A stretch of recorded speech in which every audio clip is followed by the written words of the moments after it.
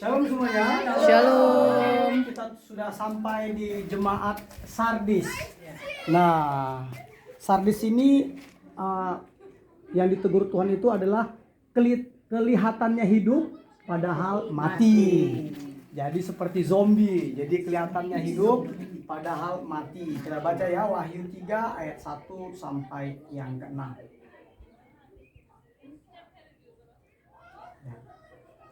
Dan tuliskanlah kepada malaikat jemaat di Sardis. Inilah firman Dia yang memiliki ketujuh roh Allah dan ketujuh bintang itu. Aku tahu segala pekerjaanmu. Engkau dikatakan hidup, padahal engkau mati. Bangunlah dan kuatkanlah apa yang masih tinggal yang sudah hampir mati. Sebab tidak satu pun dari pekerjaanmu aku dapati sempurna di hadapan Allahku. Karena itu ingatlah bagaimana engkau telah menerima dan mendengarnya. Turutilah itu dan bertobatlah. Karena jikalau engkau tidak berjaga-jaga, aku akan datang seperti pencuri dan engkau tidak tahu pada waktu manakah aku tiba-tiba datang kepadamu. Tetapi di Sardis ada beberapa orang yang tidak mencemarkan pakaiannya. Mereka akan berjalan dengan aku dalam pakaian putih, karena mereka adalah layak untuk itu. Barang siapa menang, ia akan dikenakan pakaian putih yang demikian. Aku tidak akan menghapus namanya dari kitab kehidupan, melainkan aku akan mengaku namanya di hadapan Bapakku dan di hadapan para malaikatnya.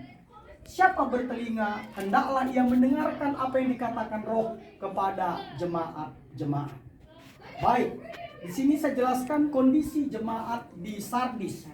Secara geografis, Sardis sekarang bernama kota Sard yang tadi disebutkan tadi. Ini adalah ibu kota Lydia yang terkenal karena industri bulu dombanya dan sungai Paktolusnya yang pasirnya ini mengandung emas yang melimpah dan mengalir melewati kota ini, sehingga kemakmuran kota Sardis terutama di bawah kepemimpinan Raja Koresus itu 700 tahun sebelum Masehi terkenal karena kekayaan dan kemewahannya. Nah, kota Sardis ini terletak di atas lembah Hermus yang luas dan hampir seluruhnya dikelilingi oleh tebing-tebing yang curam dan batu-batu karang lepas yang berbahaya, sehingga kota Sardis hampir mustahil untuk ditaklukkan. Maka dari kita lihat tadi kan semua tebing tinggi seperti itu. Nah, tentang kondisi jemaat di Sardis ini tidak ada data sama sekali bagaimana munculnya gereja Kristen di sana dan siapa yang mendirikannya. Satu-satunya informasi tentang gereja jemaat Sardis ini yang kita baca saat ini, Wahyu pasal 3 ini. Nah, kondisi jemaat di Sardis dikatakan apa?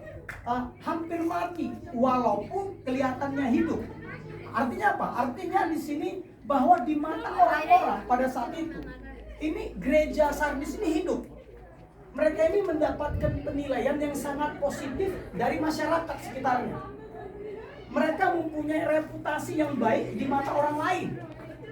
Sayangnya di mata Tuhan justru berbeda. Karena apa? Tuhan melihat hati. Makanya Tuhan bilang kelihatannya hidup, kenyataannya mati. Nah, pertanyaannya, kenapa jemaat Sardis ini mati di hadapan Tuhan? Karena kalau kita baca di ayat yang keempat tadi, karena hampir semua jemaat di Sardis itu hidup sesuai dengan nilai-nilai atau budaya setempat. Tujuannya apa? Supaya mereka dapat diterima oleh penduduk kota Sardis. Kompromi. Mereka mulai kompromi. Nah, berikutnya lagi, jemaat di Sardis ini juga telah kehilangan motivasinya yang tulus dalam melakukan segala aktivitas mereka untuk Tuhan. Karena apa? Karena kemakmuran lahiriah yang melimpah. Jadi mereka ini hidup dalam kelimpahan, hidup dalam kemewahan, gitu. Nah, artinya di sini, saya catat di sini adalah ketika kita mulai mendapatkan reputasi yang baik di mata umum, adalah mungkin untuk secara teknis kita mulai takutnya kita ini mulai kehilangan motivasi yang tulus murni dalam melakukannya. Makanya di sini saya catat di sini motivasi perbuatan kita ini mulai bergeser dari suatu keinginan untuk melayani dan menyenangkan Allah kepada sekedar suatu keinginan untuk apa? Mempertahankan penampilan umum yang baik yang hasilnya kita nikmati selama ini. Artinya apa? Jemaat Sardis, nggak apa-apa lah. Kita kompromi, kita dilihat orang bagus, tapi kita hidup melimpah kok di zaman kita. Gitu. Kita hidup kaya kok di zaman kita. Faktanya hari ini kita lihat, ya ternyata gerejanya ya seperti ini. Hancur. Kenapa? Karena mereka menikmati hidup, ya mereka gerejanya ya hanya sebesar ini. Tidak seperti gereja-gereja sebelumnya yang sangat-sangat besar. Seperti itu ya. Nah, dan sayangnya juga jemaat di Sardis dikatakan mereka ini tidak ada pekerjaan mereka yang sempurna. Tidak ada.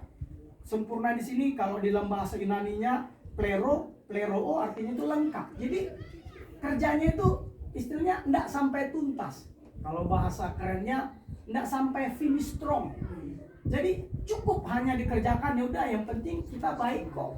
Kita diberkati kok, orang kita berlimpah kok. Kita aman-aman aja kok. Kita juga dilihat oleh orang banyak, bagus kok kita. Pelayanan kita bagus kok, nggak ada kurang-kurangnya kok. Gitu kan? Nah, oleh karena itu kesimpulannya dari jemaat di Sardis ini saya catat seperti ini. Jikalau pekerjaan pelayanan kita tidak lagi didasarkan pada motivasi untuk menyenangkan Tuhan, melainkan supaya segala sesuatu berjalan seharusnya dan menguntungkan kita, atau supaya menyenangkan manusia, maka di mata Tuhan kita dianggap mati. Kita akan dianggap mati. Nah, artinya apa di sini? Artinya kita harus ketika melakukan segala sesuatu, kita harus melakukannya dengan segenap hati, seperti untuk Tuhan, bukan untuk manusia. Supaya apa? Supaya kita bisa meninggalkan warisan rohani ini kepada anak cucu kita. Tidak seperti jemaat di Sardis. Mereka hanya meninggalkan bangunan-bangunan ini tanpa meninggalkan yang lainnya. Padahal mereka hidup mewah, makmur di masanya. Luar biasa seperti itu. Tidak seperti Smyrna ya. Tidak seperti Smyrna. Apalagi? Nah, Izmir ya. Nah, jikalau kita melakukan pekerjaan kita asal-asalan, padahal kita bisa melakukan lebih baik daripada itu. Nah, Tuhan anggap juga pelayanan kita tidak sempurna. Itu namanya mempersembahkan korban yang cacat di hadapan Tuhan. Kan untuk mempersembahkan korban itu harus, Alkitab katakan, berumur setahun. Tidak boleh ada cacat sedikit pun. Lewat dari umur itu tidak boleh, karena sudah dianggap sudah mulai alok, kan begitu kan? Nah, artinya apa?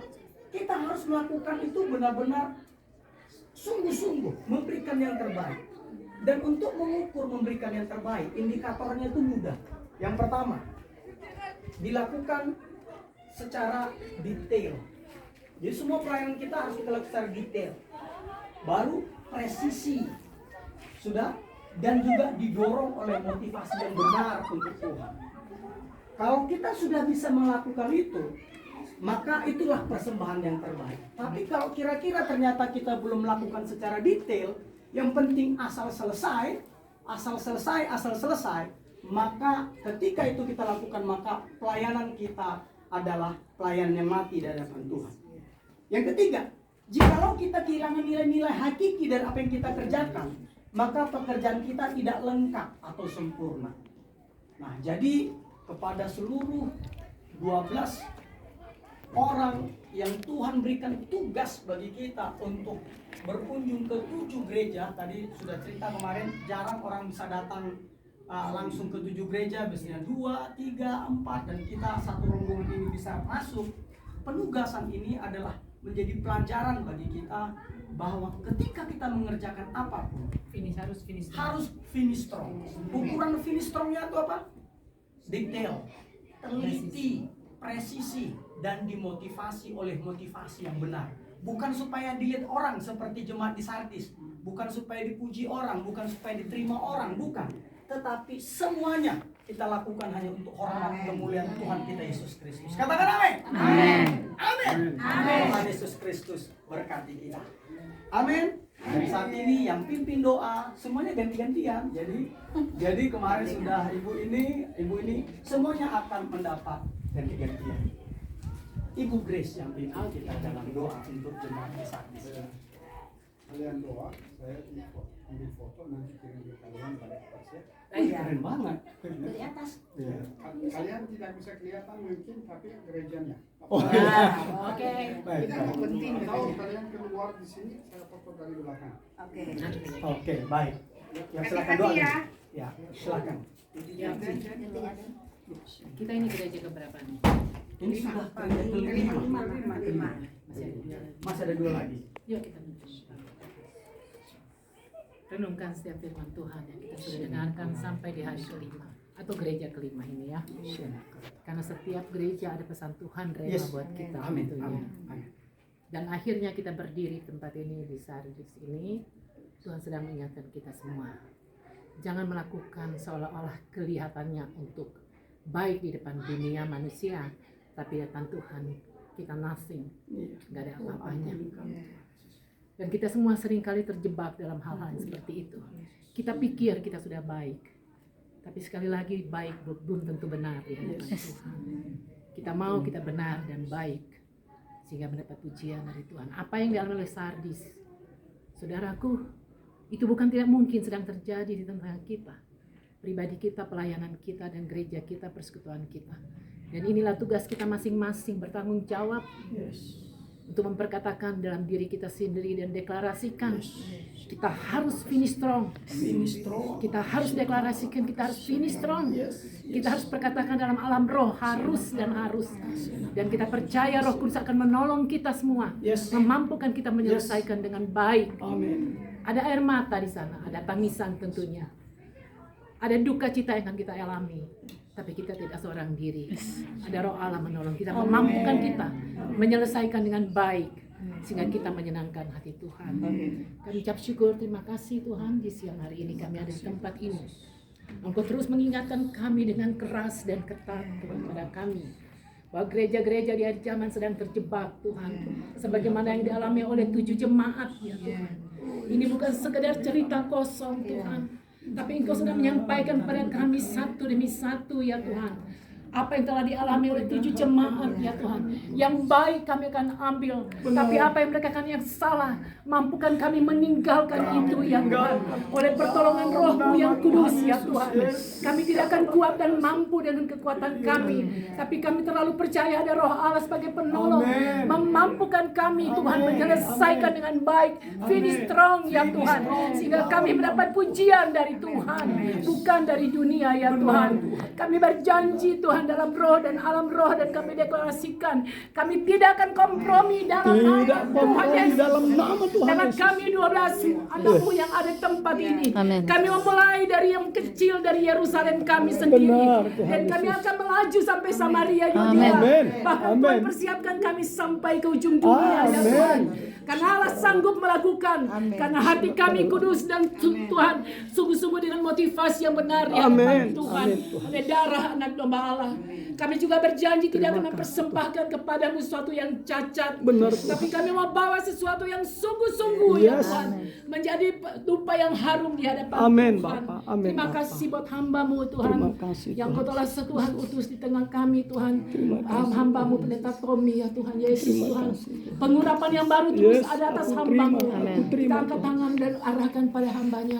Pengurapan khusus dari surga Tuhan menyertai hamba-Mu dan keluarga, istri dan anak-anak yang tinggalkan di Jakarta. Dan Tuhan tolong dan mampukan dia ya Tuhan Yesus Tuhan.